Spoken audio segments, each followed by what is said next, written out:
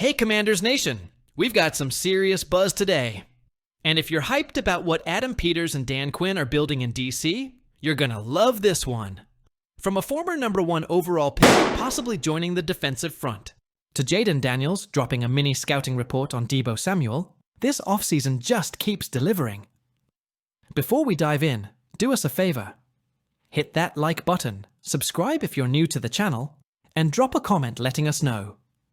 Should Washington sign Jadeveon Clowney? And what's your dream stat line for Deebo this season? Let's talk about it. Let's start with the headline. Could Jadeveon Clowney be the next big name to land in Washington?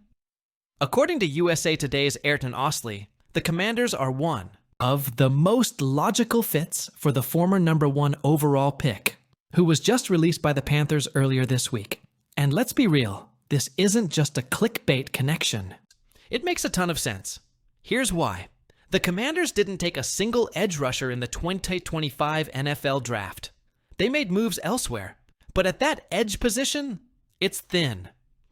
Right now, the projected starters are Dorrance Armstrong and Dietrich Wise Jr., both of whom are solid players, but neither has the pedigree or ceiling that Clowney once flashed.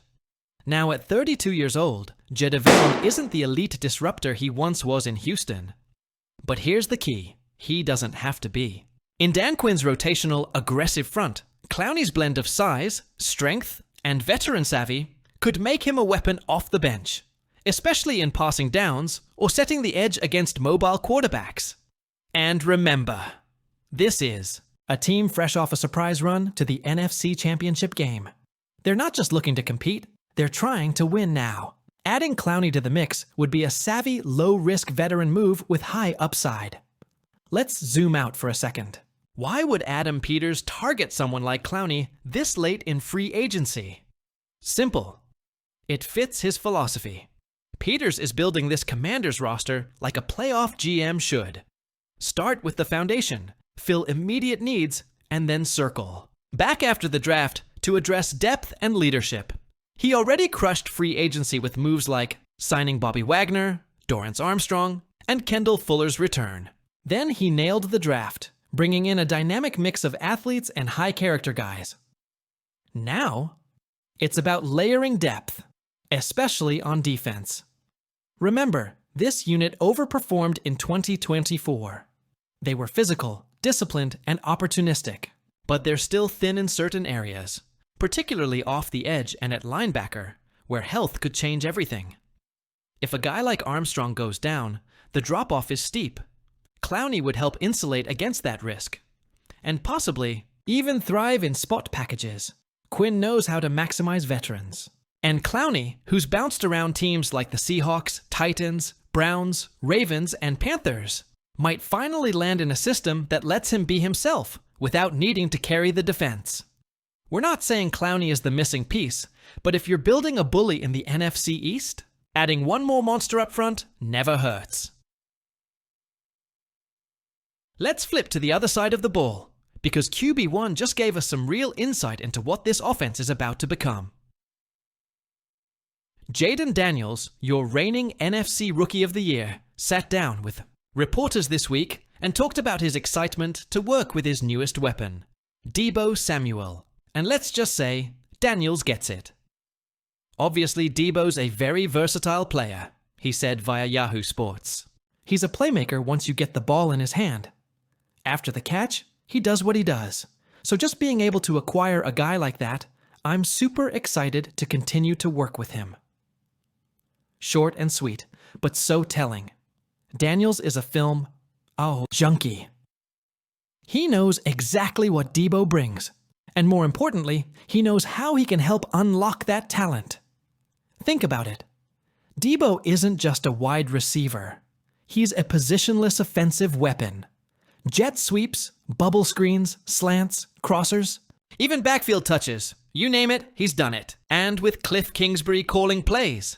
Expect a lot of motion, misdirection, and spacing concepts that will stretch defenses thin.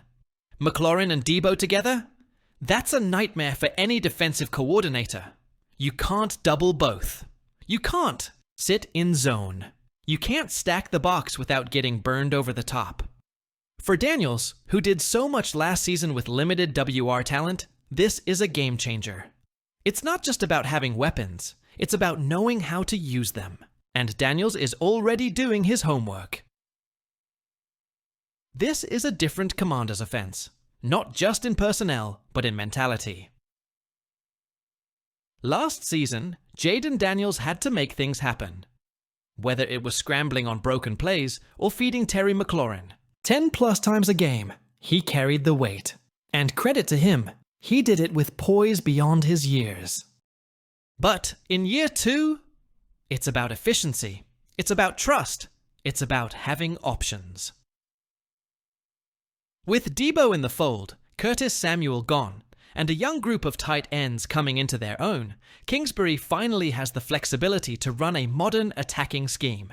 That means more RPOs, more misdirection, more creative ways to get the ball out quick and let the playmakers go to work. And don't forget, Deebo wants to prove himself again.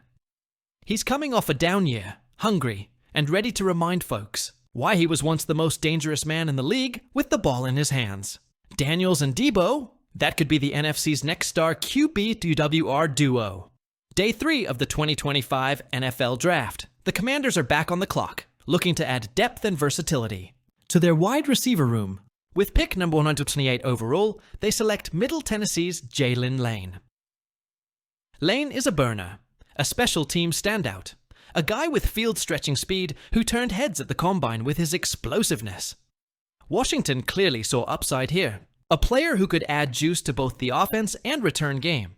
And look, Lane brings a lot to like. He's a fearless runner, dynamic in the open field, and he fits Cliff Kingsbury's scheme as a vertical threat who can also handle gadget plays. But not everyone saw it as a slam dunk. Enter Bleacher Report draft analyst Damian Parson. And he didn't hold back. According to Parson, the Commanders made a mistake. Just 5 picks after they took Lane at number 128, the Kansas City Chiefs swooped in and grabbed Jalen Royals, a receiver Parson had ranked as the number 6 WR and number 49 overall prospect on their board. To put that in perspective, Lane was BR's 27th ranked receiver and number 214 overall. Parson praised Royals' polish, his footwork, body control, ability to beat press coverage, and strong Senior Bowl showing. In his words, Royals is a well-proportioned receiver with great body control at the catch point, and his route nuance far surpasses Lane's, who is described as more of a straight-line build-up speed receiver. Ouch. But it gets more pointed.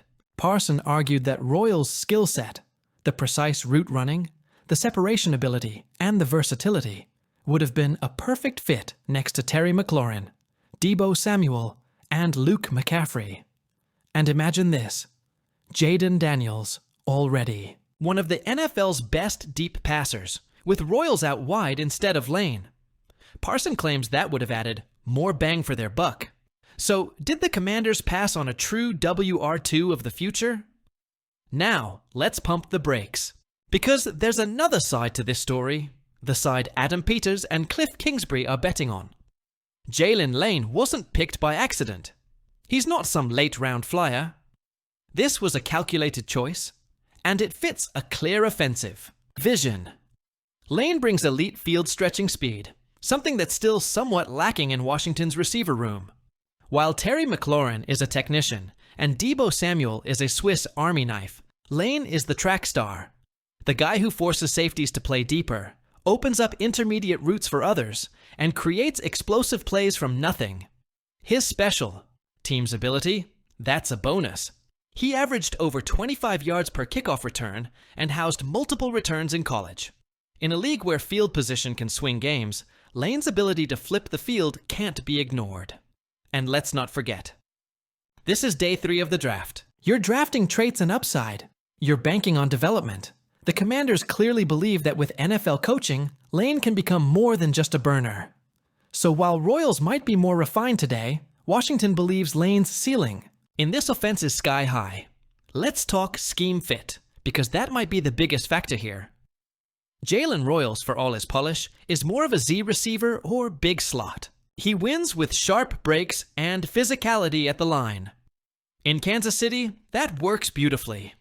Andy Reid's offense thrives on precision, timing, and Mahomes' ability to extend plays while receivers work open. In Washington, that role is crowded. Between Terry McLaurin's route running, Deebo Samuel's hybrid usage, and Luke McCaffrey's growth as a reliable underneath option, where exactly does Royals fit in? Would he even see the field regularly? Jalen Lane, on the other hand, is different. He's not taking reps away from your top guys. He's complementing them. His speed changes how defenses line up. He's the guy you motion, jet sweep, or send deep off play action to punish defenses for cheating. Plus, Cliff Kingsbury loves having chess pieces. Lane brings that gadget-type flexibility that unlocks misdirection and spacing, which was key to Kingsbury's success at Texas Tech and in Arizona. Bottom line, Royals may have the better resume today, but Lane may offer more unique value too. What Washington wants this offense to be, and here's the twist that makes this story even juicier. Jalen Lane and Jalen Royals are going to face off this season. That's right, the Commanders head to Arrowhead Stadium in 2025 to take on the defending Super Bowl champion Kansas City Chiefs, and all eyes will be on this rookie WR showdown. Will Royals look like the steal of the draft, catching darts from Patrick Mahomes and making Washington regret their pick? Or will Lane explode with a big play on special teams, or take the top off KC's defense in a breakout performance? These are the kind of storylines that make football fun. And if you don't think Jalen Lane has a chip on his shoulder after seeing this analysis from BR, think again. You better believe he's got that game circled. It's a chance to prove the doubters wrong, to show he wasn't a reach, and to help this Commanders offense continue climbing into the elite tier. So let's bring it all home, Commanders fans. Would you welcome JDV and Clowney into this hungry ascending defense?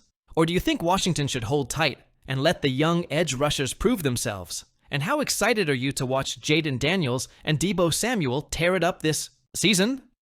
We're talking bootlegs, bombs, jet sweeps. Cliff Kingsbury is gonna have some fun. Drop your thoughts in the comments. Smash that like button if you're fired up for 2025, and don't forget to subscribe to Commanders HQ, your one source for all things burgundy and gold. See you next time. Let's go, Commanders!